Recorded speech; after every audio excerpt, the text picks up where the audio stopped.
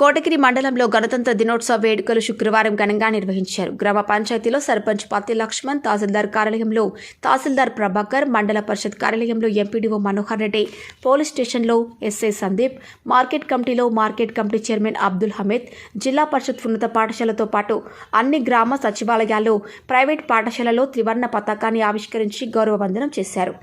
అదేవిధంగా పోతంగల్ మండల వ్యాప్తంగా గణతంత్ర దినోత్సవ వేడుకలు ఘనంగా నిర్వహించారు.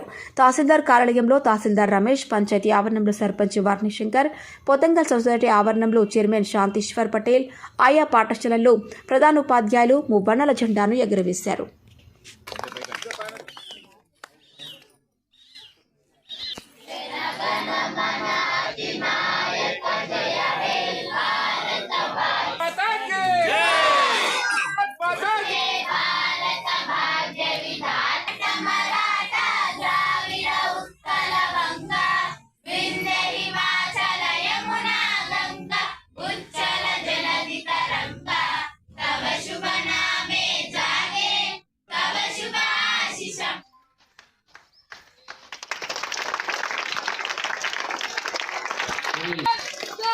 వందనం సమర్పించటం అనేది నేడు దేశ రాజధాని ఢిల్లీ ఎంతో మంది త్యాగం చేసి వచ్చినటువంటి ఈ స్వాతంత్రాన్ని, ఈ గణతంత్ర దినోత్సవాన్ని పురస్కరించుకుని పెద్దలందరూ కూడా మాట్లాడవలసింది విన్నపము.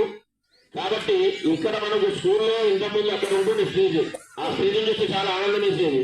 ఇప్పుడు ఇది చాలా చిన్నగా అయిపోయింది స్టేజ్. అక్కడ చాలా పెద్ద ఎత్తున ఉంటుంది వారిగా, అది ఏమైనా వాళ్ళు తీసేసినారు కానీ అక్కడ ఆహ్లాదకరంగా ఉంటుండేది.